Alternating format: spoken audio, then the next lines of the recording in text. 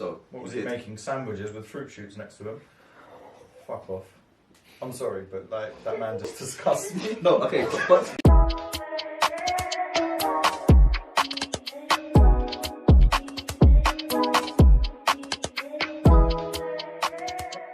welcome back to episode 3 of Mondays of Vibe. I'm Khalil, obviously here with the gang. We've got a variety of looks going on today. I just wanted to start by commenting on that. Amar's gone for his turn-ups, and that's a big knee rip, dude. That's a lot of knee you're putting out there. Showing a lot of knee right there. A right lot of knee you got out there, man. I've seen worse though. It's quite decent. I feel like it is a decent exposure. And also, Justin's quite susceptible to the odd tickle through a knee gap, you know? Like, or just, What does that even mean? well, just saying, you tried it in the car, I had to slap your hand away. I'm joking. There is a gap there though. Exactly. Is that what you're leaning over for on the car journey here? Yeah. I'm messing. Right, we're going to get started with the topic. Who was going to go first? Because I have no idea who was going I first. don't think we decided that. We didn't decide. So why don't we... Amar, you prepared? You had notes on your phone, didn't you? No. Oh no, Justin had notes on his phone. Yeah, you did. Go on then, Justin. Start us off today, please. Fine. Cool. I'm going to talk about divorcing the art from the artist. Okay, so we're talking about the ability to distinguish between artists and artistic expression. Is that what we're saying? For the most part, yeah. Okay. But are we talking on a more, sorry, just a question. Are we talking on a more personal and then professional basis, or are we saying, let's just use R. Kelly as an example. Well, yeah. Okay, cool. Yeah, you're stepping on my toes now. Oh, just kind of jump I in thought we there. started light highs. Slowly Are we roll. talking, are we able to distinguish the fact that R. Kelly's, sorry, I mean paedophile. Please bleep that out, Alex. I'm so sorry, man. A paedophile, and then the fact that he makes what is very good R&B music. But annoyingly, now I'm questioning when he says "Pretty Little Thing." Okay, so, right, so, okay, alright, so, let me just, we'll start from the beginning. Yeah. So, we have loads and loads and loads of people, especially now, being called out for various problematic things that they've done, you know, like 2 years, 3 years, 5 years, 10 years, sometimes 20 years. In the case of, Ellen DeGeneres, she called someone like fat back when she was like 10 and it was recorded. I think everyone's out for her now. Do you know what I mean? Yeah. Well, to be fair, she kind of deserves it, but Yeah. it's neither here nor there. But You no, go against Ellen. yo, I'm not even gonna She go. inspired You that know- epic Bieber haircut. Do you know what? I just want you to Next time, remember that. next time we'll go into Ellen because Okay. I could talk for a minute about Ellen, but yeah, right now I'm not gonna go into that. There are a load of people who are being called out for, you know, I don't know if it's a situation where it's just cancel culture kind of just kind of going for anyone and everyone at this point, or if it's sort of people out here doing genuine, just kind of like really trying to call out people for genuine reasons, like, oh, you know what, that's not right. The internet's a funny thing. Everybody at the moment is like, there are loads of people still in lockdown. People have nothing to do. Everybody loves a good witch hunt. But the issue here is we do have people who, I'm not gonna lie, they've either made good films or they made good music, and then a few years later it comes out that, oh, actually they did this and they did that, and because of that we shouldn't be supporting it. And it's one of these things where it's not sort of as cut and dry as that, in my opinion. Okay. I think you kind of have to, it's a bit more nuanced. You have to kind of think to yourself, one, what is it they've done? Mm-hmm. Is it worth kind of assessing there are two ways to look at it. So you could either just say, okay, well, I'm going to look at this piece outside of the artist who created it, and say that, yeah, okay, fine, yeah, no, that was a banger. The guy's a monster, but still, that was fire.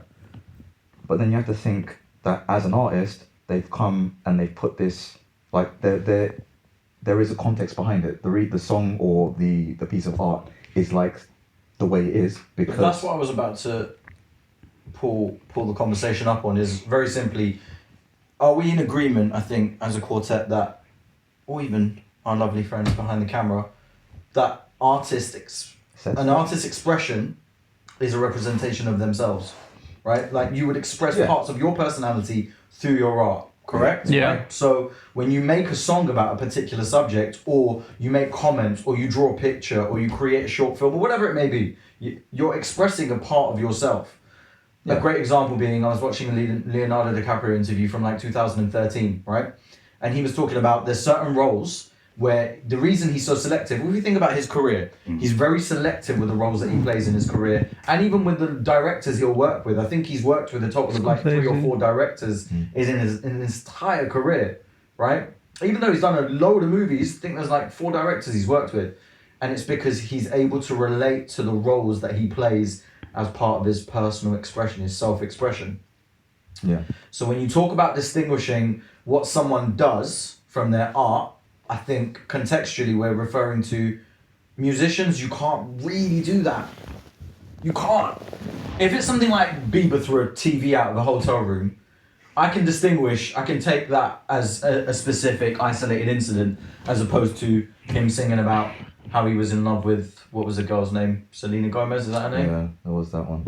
There you go, right? So, like, the TV has no relevance to him being in love with her. So when he does a whole fucking album about her, no problem. But his wife now, like, changes a lot of the songs in that refer to her and the things that they've gone through as a couple. But when he goes out and starts whining and punches a reporter in the face or something, a journalist in the face, that's got nothing to do with it. Whereas, when we, Lord Voldemort, right, R. Kelly, when he is on video doing what he does, and then he's talking about putting keys into ignitions. So give me that. Right, and how the engines are 0 mileage. Disgusting to start with, right? Is that what he meant? Fucking hell. I don't know if it's what he meant. I'm just saying, when someone does something like that, I have to stop you there because I don't remember that line ever existing. No, not in that song. But Yeah, I'm hoping that it's wasn't like the something case. fresh out the kitchen. Do you know what I'm saying? Like, okay, that was the exact line. You always be specific. That was the He exact said line. fresh out the kitchen. Did he not? Going back to that song, yeah? Yeah. I know how it's the Ignition remix. Did anyone actually hear the Ignition original? I never heard it. I never heard it. I never even knew there was. I just thought the marketing tactic was we'll add remix to the end of the song and people will listen to it because, you know, everyone loves a remix. No, so like I did go back, listen to the initial Ignition. It's not that great. Don't do it. Is it? Okay. Yeah. We're going to listen to it on the way back. No, don't because it's not that great. Sit through it. It's your We'll problem. get Alex to patch a little 30 seconds in. It was alright. So there was sex in the kitchen. Sorry? Nah, Yeah. don't think I've heard that one. Cool. I haven't heard Right. So What was he making? Sandwiches with fruit shoots next to him? Fuck off. I'm sorry, but like that man just disgusts me. No, okay, but this is the point. This is the point I'm trying to make. Like, so whereas you've got someone like R. Kelly who is a legitimate monster, and then you've got people who are kind of like Ellen. Yeah, who Right. actually to be She's fair. someone fat. To be fair, no, Right, she's a monster. Ellen also is. Yeah, yeah, she is also a bit Not of having it. from the, I think they're like the amount of people that have come forward and be like, yeah, she's not a great person to work with. I think it's true. yeah, like the amount of people who have come out and said, oh, you know what, like But how many? I took a day off sick I and like then to she divide that up, right? Amar, I don't know what you think, but I personally, I think we've had this conversation before. How many people jump on the bandwagon of cancel culture? But- right? If 7 people have worked with her and 3 say she's not a great person to work with, do you know psychologically how easy it is for those 4 people to just conform to that viewpoint? But then, Yeah. but that's like saying that 3 people isn't significant. I'm not saying they're insignificant. I don't even think one person's opinion is. If one person accused her of something, that person could be true in their opinion or their accusation, for example, right? But my point is, it's very easy for them people to jump on to the train of fuck her, like let's cancel Ella. Do you know what I'm saying? I get that. So, bringing it back to your point, there's individuals that are we saying, do you think there's individuals you can, like, kind of separate from the art? and take isolated incidents that they do outside of their professional career and say, you know what, actually, yeah, they did that, but they're not a bad person and I can actually enjoy their music still. And then are we separating them into two categories? Are we saying there's certain individuals where their art and their personal behaviour is so interlinked that we cannot, do you know what I'm saying? Like R. Kelly being a good example. And I think, you know what, we might as well just use Bieber.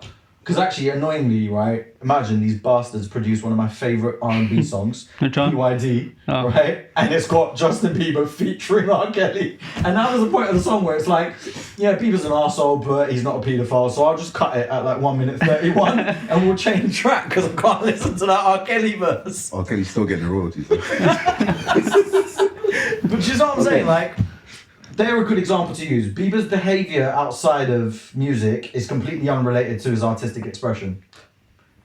Whereas, again, not necessarily. Okay. So with a lot of his behaviours, whatever thought process he's going through is not outside of his creative process. But the subject or the topics or the lyrics. No. What I'm saying is that like the experiences that he's gone through, and everything that shaped him. It's very much the same thing that allows him to make the music that he makes. Of course. That's true, yeah. But isn't it what you choose to what is it you choose to, I guess, express? What is it you choose to focus on? Because the focus of majority of his albums, like, let's say Purpose, which I consider to be, I can't even believe we're discussing this as like something like critical review or some shit. Purpose I consider to be one of his best projects, right? His best piece of work from start to finish. In there's very little, even though he was going through his little breakdown at the time, like Purpose was when he got all the tats, he shaved his hair, everything was going like all Bieber was off the rails, right? Yeah. But he still produced one of his best, and it is an R&B album from start to finish, which is based around love and prosperity and like just good positive vibes, whereas his personal behaviour didn't reflect anything that the art was about. See what I'm saying? Okay, I'll give you, say, another example. J.K. Rowling. Okay. So, are you aware of what's been happening with her recently? No? Loosely, yeah. I think so. Basically, I think she's been sort of outed for making transphobic comments. Ooh. Yeah. Correct. So so a lot of audience are sort of torn whether to cancel her or continue to support her. Okay. So this is the thing. So we all grew up with Harry Potter. Yeah. In some way or another. Yeah. It's very much been part of our life. Finding out that the author has these thoughts and probably has done throughout her life. You have to kind of think a lot of her art may have been informed by that decision. Like there was a But in what sense? Like, let's try and look at it now, right, from a very critical eye. If we're going to be really cynical about this sort of stuff, because I think it's important to do so. Do we feel like we've all, to an extent, read the books, or like, you know, are familiar with the works and the subjects, etc.? At what point do we feel like in her work, her personal horrid opinions have been expressed? I say horrid because obviously we do understand that any sort of discrimination against anyone, right? It's just not your place to discriminate against someone, right? If you want to ask questions for the sake of knowledge, don't do it to kind of put someone else down, right? But my point being is, do we feel like at any point in our artistic expression, which is her writing, she's expressed transphobia? I'm not entirely sure about the transphobia, but there is an underlying sort of racial undertone with, for instance, Gringotts Bank being run by goblins who so happen to look a bit ethnic. So the goblins in Harry Potter just so happen to have very... I've just got this image in my head of Manny Pacquiao working behind the counter of a Gringotts Bank. No, like, so you think about do you remember what the goblins look like? They were short. Yeah, they were short. Short, stubby, long ass nose. Who the fuck in the world has long ass noses? No. What you're trying. I'm not even. I don't have to say it. I don't have to say Don't it. incriminate yourself. I don't have to say it. But that is a stereotype. working with money. Yeah.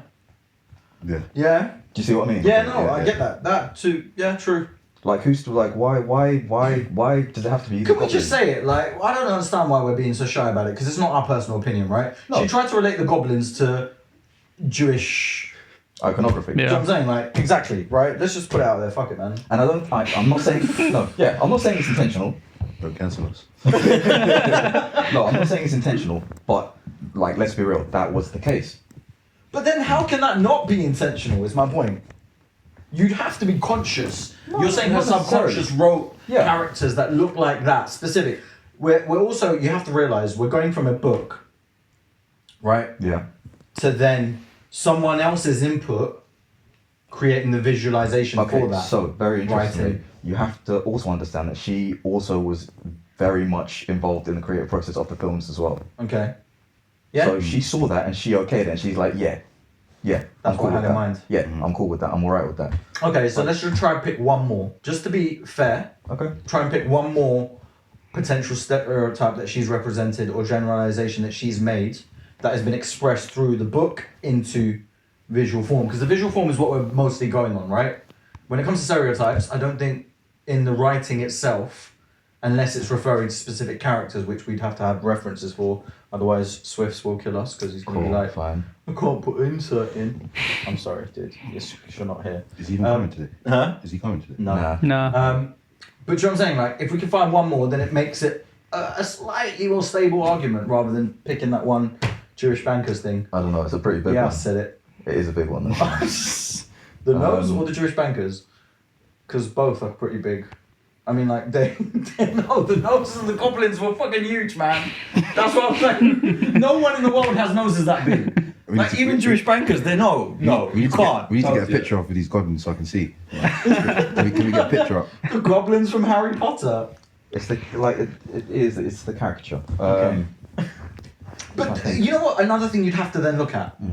Historically, what is the representation?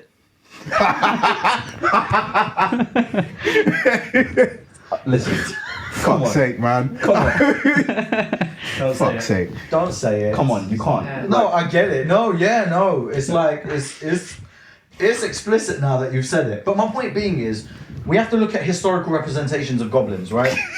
That actually looks like John Berg, guy I know. That's mad. But Can we not? You're trying to get me cancelled. I'll step outside now. Historical representations. If historical representations of goblins look similar to what that representation is, then it kind of takes away from our... no, because alright, so you have to think. So I'll give the example of Lord of the Rings. Mm-hmm. So with elves, the stereotype of, like, if you're thinking about stereotypical elf, what do you think? Ears. Short. Just ears, Short. Pale skin. Right. But they weren't short in Lord of the Rings though, were they? If anything, some of them were fucking huge. They were. A lot of them were taller than men. Yeah. Like, So what it's you're not saying is Peter Jackson didn't make a stereotypical, or he didn't convey a stereotypical like it was concept of... Tolkien. Tolkien was one. He said, okay, right, they're elves, but they're not like the elves that you think of. No, my elves are tall, blonde. They're beautiful. They're this, they're that. Do you know what I mean? Here now I come into an issue, and I'm not backing J.K. Right? I don't know her personally. I don't really care too much. She's a billionaire, whatever. My point being is, J.K. If she'd represented these goblins as normal sized human beings, but just with slight goblin-like features, we probably would have said the same thing. Yeah. No, because what are goblin features? That's She true. created the world.